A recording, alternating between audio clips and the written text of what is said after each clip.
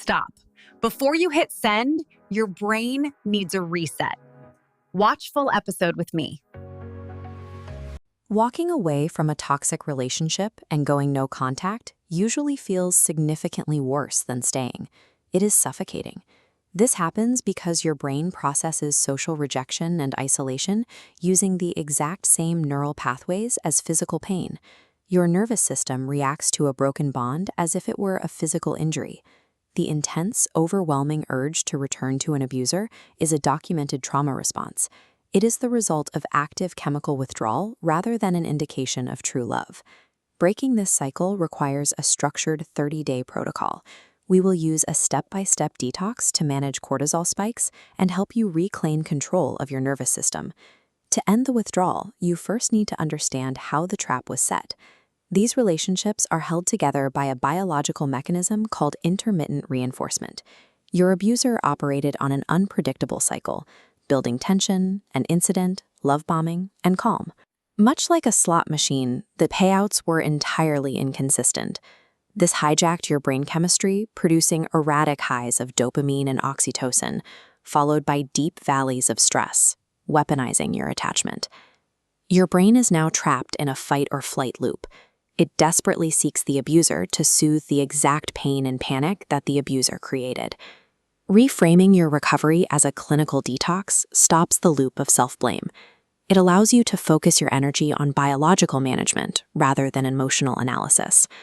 Phase 1 covers the first 10 days, the acute neurological crash. Your immediate goal is to stop the damage by cutting off all contact. You must execute a complete digital purge.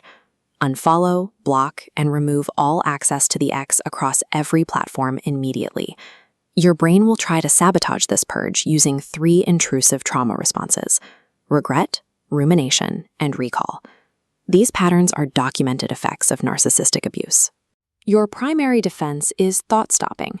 When you notice rumination beginning, say stop out loud. Then designate a strict 15-minute worry time later in the evening to process those intrusive thoughts. You succeed in this phase by creating digital friction. Any moment of weakness will now require you to bypass a blocked screen, giving you a 5-second window to choose a different path. This forced friction starves your brain of its toxic dopamine hits. While uncomfortable, it is the necessary first step toward physical healing.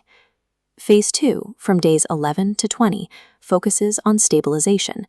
You will work to lower baseline cortisol and neutralize a cognitive distortion called euphoric recall. Euphoric recall occurs when the brain attempts to resolve cognitive dissonance. It selectively remembers only the positive moments, while minimizing or ignoring the abuse. To defeat intense moments of recall, use the 5-4-3-2-1 grounding method. Focus on 5 things you see, 4 you hear, and so on, to physically pull your nervous system back to the present. During this phase, you must introduce co-regulation. Make an active plan to spend time with a safe, non-toxic friend or family member. This graph shows salivary cortisol during stress. Notice the massive peak of the group with no support versus the lowest flattened curve representing social support combined with oxytocin. Positive social interaction releases oxytocin, actively suppressing your body's cortisol response. To heal the trauma bond, you must replace the toxic person with safe community. This provides your nervous system with a healthy source of emotional regulation. Phase 3, days 21 through 30, is about rewiring. Your goal is to move beyond survival and begin retraining your brain's reward centers. You must introduce one new, deliberate physical stressor. This trains your nervous system to handle discomfort safely and independently. Specific healthy stressors include a rigorous new movement routine or deliberate cold water immersion. These actions generate natural dopamine, norepinephrine, and beta endorphins. They prove to your brain that it can regulate itself and feel good without the abuser. You will know this phase is working when the withdrawal fog begins to lift. You will realize you have gone hours or even a full day without thinking of them. Completing these first 30 days is a significant achievement. You have now moved through the peak of the chemical withdrawal and begun the process of stabilizing your nervous system. The intermittent reinforcement loop that held you hostage is now broken. Keep in mind that full identity rebuilding is a long-term process, typically taking 12 to 24 months. Working with a trauma-informed therapist can provide the ongoing support needed for this transition. Keep your boundaries in place and rely on your grounding tools when triggered. From this point forward, safety is your only acceptable standard.